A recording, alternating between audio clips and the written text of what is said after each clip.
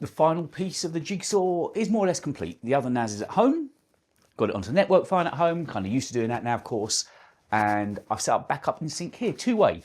So I think I'm done. And the NAS is being seen as a local folder at home now, with a personal folder on the desktop, so that I can edit in Lightroom from it. And I've connected to, you know, I was trying to work out how to connect it to the Mac. The Ivanki hub that I've got has only got one 10 gig Ethernet port on the back. So what I did was, it's not 10 gig, but I used the other port on the NAS and connected via Ethernet adapter into the Mac. So it's into one of the USB-C ports. So it's kind of done. My journey is more or less complete. I'm going to get back to ripping some DVDs later, but today I've tried to be a good boy and actually work. So I think obviously we kind of need to talk about WWDC, don't we? What did you make of it? It was odd insofar as it wasn't so formulated as normal. It wasn't, here's the phone, here's the watch, here's the iPad, here's the Mac. It was all kind of a potpourri. It all fell under this iOS 27 Golden Gate, isn't it? They're calling it? Yeah, Golden Gate. For me, obviously, we all knew it was going to be this big push with Siri. And it was going to be this big push with the new version of it, with this new app, Siri AI. It does look quite clever in places. It looks like it's very much system deep. And there were a few instances in there where I thought, well, if that works, that could kind of be useful. For the longest time, I wrote a long while ago that I felt Apple shouldn't be chasing the same AI dreams in games as other companies. I don't want Apple to be the kind of company that has, well, Image Playground, for instance.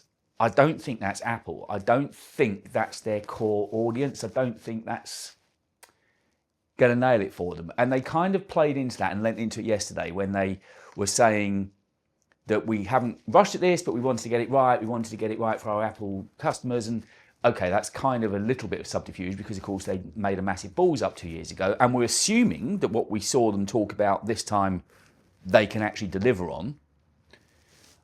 And one can only imagine, because they've kind of reskinned Google's backroom, that it's going to work properly.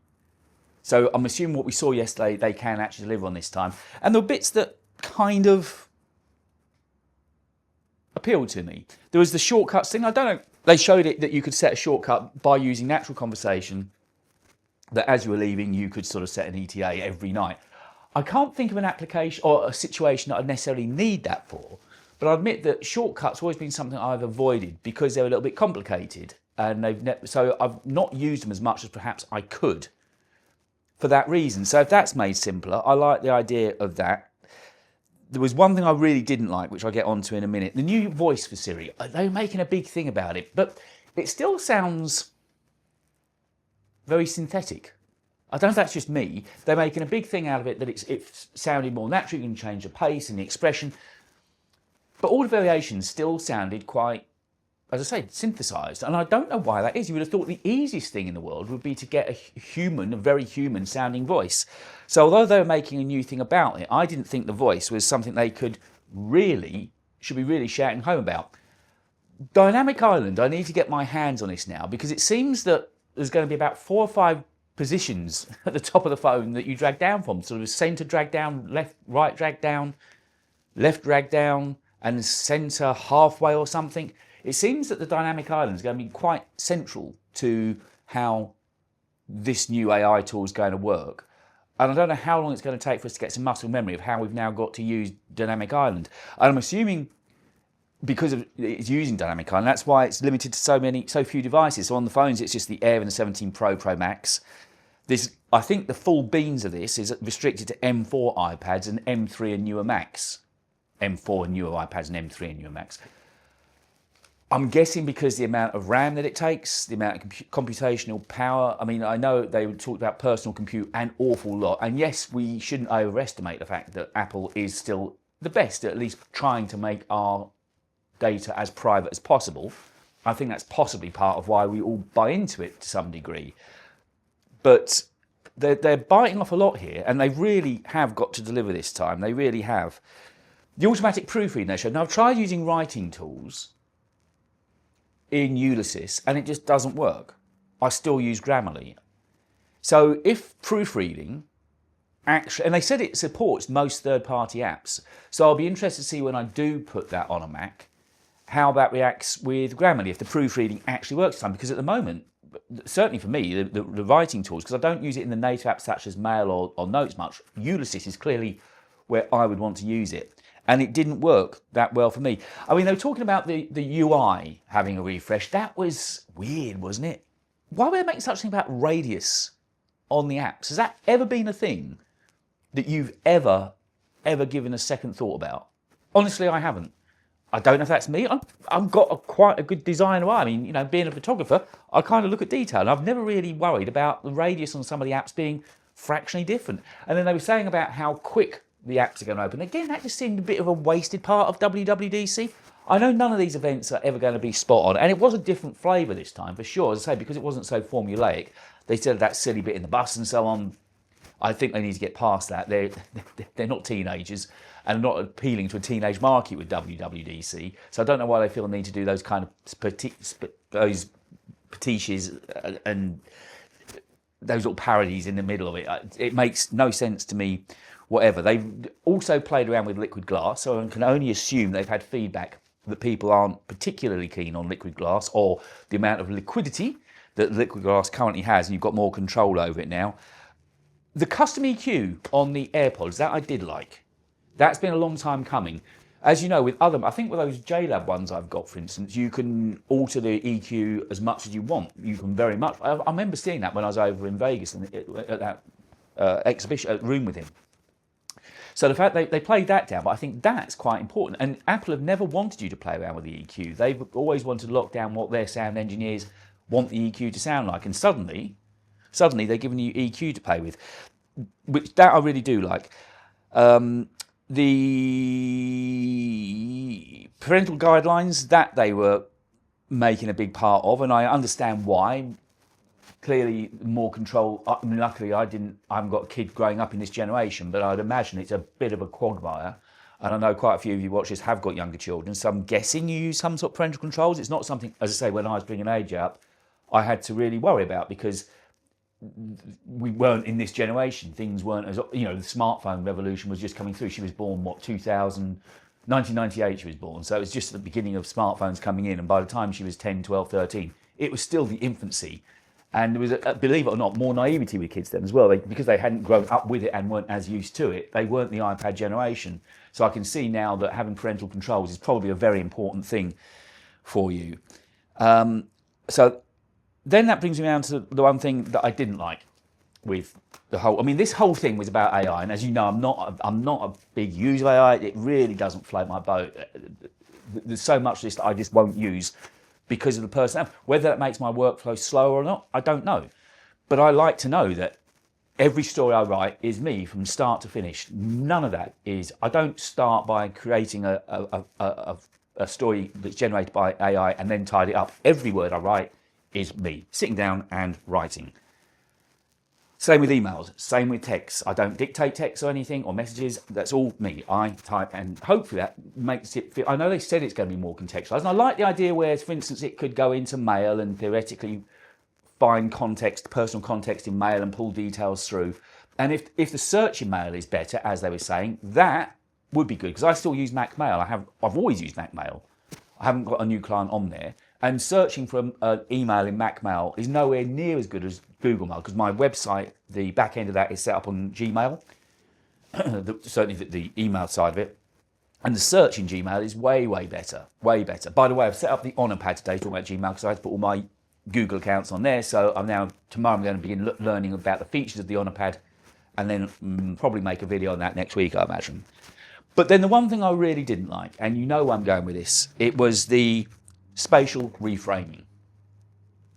So you can take a photo that you've shot badly and then give it extra ratio, an extra landscape, and just recreate something you didn't take. Now, I spend all my time assiduously trying to frame photos correctly. I'm still learning, but I take a lot of time doing it. I post every single day, as you know, and I have pride in those photos. Again, there's no AI in those. I use a little bit of vignette, And I'm retouching way less than I ever used to. I'm just using the profile out of the Canon, which I've got set to faithful. In Lightroom, it sees the Canon profile. It lets me add faithful. I hit auto to start with, give me a start, and then I begin tweaking contrast, exposure, brightness, black, shadows.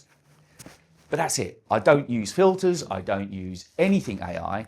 I use a little bit of removal of objects occasionally, like little bits of litter on the floor or something, but that's it. That is all I do, because I've got pride in what I do. And what pisses me off is the thought that, okay, I don't think you'd be able to publish them, because certainly Lightroom detects if you're using a filter, for instance, a preset filter. So I'm sure from a publishing point of view, but it can easily put onto Instagram, obviously. And it pisses me off that somebody could take a really crap photo and make it look better than mine if they got all the framing wrong, lighting wrong, position wrong, didn't have somebody looking at the camera, shot too far. All those things take time to learn. And I resent the fact that somebody that's got, I'm not saying I'm talented, but somebody that's got less thought than me and has taken less time to frame a shot than me can have their shot look better than mine. That just doesn't sit right with me. And I didn't want that from Apple. I guess they've been pushed into it. Some of this is, I can't help thinking some of this is just chasing the AI crowd. But we all know that there is a backlash to AI at the moment. I think it started with my daughter's generation, sort of the 30 years, 25 and 30-year-olds have seen what it could potentially do to their futures and are pushing back. And it's good to see there's a halt to it. It needs regulating. It needs pulling back. It's gone too fast, too quickly, or too far too quickly. And we should be worried, because there's always going to be nefarious people using it. There's always going to be a downside to anything like this. So we do need to be on top of it. And the fact, and in a creative field, I mean, I know people create whole YouTube videos using AI. I wouldn't know how to. I don't want to know how to. I'm very happy doing what I do. I like sitting down, and the whole creative process sits well with me. So that was a bit that pissed me off, and that was a bit that pissed me off that Apple went that route with it, to be honest. I didn't want them to go the route of Gemini and all these other engines that would create things out of nothing. You know, we all have heard the argument, when's a photo, not a photo, and this has taken it down that route, which I didn't want them to do. I know there's pressure to do it. I know they had to be seen to be doing the right thing. I would have kind of almost liked to be aloof and say, no, enough's enough. We've done, you know, that's as far. Anyway, it's not happening. Overall, though, I would say it was a reasonably interesting WWDC. It wasn't too long, at least. I watched it when I got in last night and sat making notes about it. We all knew it was going to be very heavily AI-driven. There was no mention of any new hardware, so all those thoughts we might be getting new speakers or HomePods or whatever, that didn't happen. It was purely to do with the new UI and obviously the new iOS and OS coming our way in September. And I think they've kind of delivered. Just let's hope they do deliver on what they said they can deliver this time. Otherwise, I don't know where they go. I'm sure because they've just reskinned Gemini, it will be absolutely fine. And they have personalised, they have tweaked it to make it feel more Apple-ified. And I'll just be interested to see how good it is to actually use. The on-screen awareness they mentioned, that was the thing with the email. And if that genuinely works and can pull data through and information through to create calendar entries and something I might have spoken about, if that sort of thing happens, that sort of automation happens, that would be useful. But let's get hands-on with it first. I'm sure the betas will be good, but full of, I think I've got beta running on the iMac. I don't obviously use a beta on my main work Mac for obvious reasons. But I know I'm signed up to the beta program, not the devs beta, but to the beta program. So it'll be interesting to see what it's like and how these things play. It's going to all take us a little bit of time to get used to. We're going to have to understand how to actually interact with it. And of course, I'm not good at prompts because I've never used AI. And I know prompts is a whole skill set in and of itself, which I'm just not into. But anyway, it was interesting. I think it was definitely one of the more interesting WWDCs in a few years. And now it's just a case of seeing how the chips fall, I guess.